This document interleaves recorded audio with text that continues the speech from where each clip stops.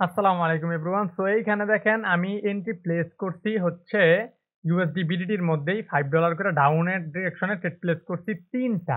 ওকে, so আমার entry ২টা সম্ভবত ২ মিনিটের পর। সো আমি দেখি এই ক্যান্ডেলে আবার কয়টা এন্ট্রি নিব।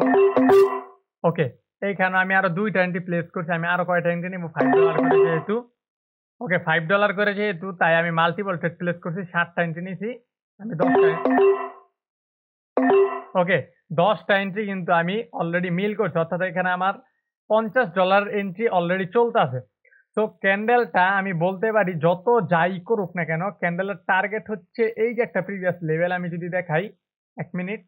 এই যে একটা লেভেল দেখতে পারতেছেন পিছনে, এই যে আমার এই রেজিস্ট্যান্স লেভেল দেখতে পারতেছেন, এই পর্যন্ত মার্কেটের টার্গেট হচ্ছে। ওকে? তো দেখেন উপর থেকে কিন্তু মার্কেট সাপ্লাই নিয়া মার্কেট এখান থেকে ডাউনফল করছে। ২ টা ব্যাক টু ব্যাক ক্যান্ডেল দিছে। দেওয়ার পরে এখন মার্কেটের কনফার্মেশন অনুযায়ী মার্কেটের টার্গেট কি? প্রিভিয়াস এই যে একটা লেভেল দেখতে পারতেছেন লাস্টে ২০ রাউন্ড নাম্বার এই পর্যন্ত মার্কেটের টার্গেট। মার্কেট যত উপরে যাক লাস্ট ৫ সেকেন্ড হইলেও এই পর্যন্ত টার্গেটটা ফিল আপ করার ট্রাই করবে। ওকে? তো অলরেডি দেখেন মার্কেট টার্গেট কিন্তু অলরেডি ফিল আপ করে ফেলছে। তো আমার ডিপ শিওর। ওকে? তো আমি আগের ক্যান্ডেলে এন্ট্রি নিয়েছি, জানতাম যে মার্কেট এই পর্যন্ত যাবেই, মাস্ট বি। তো আমার কিন্তু সবগুলো ট্রেড প্রফিট। ওকে, দেখেন আমার সবগুলো ট্রেড প্রফিট আলহামদুলিল্লাহ। তো দেখেন লার্নিং যদি করতে চান তাহলে এইভাবে লার্নিং করেন যাতে মার্কেট লাস্ট ৫ সেকেন্ড হইলেও আপনার কথা মানতে বাধ্য হয়। ওকে?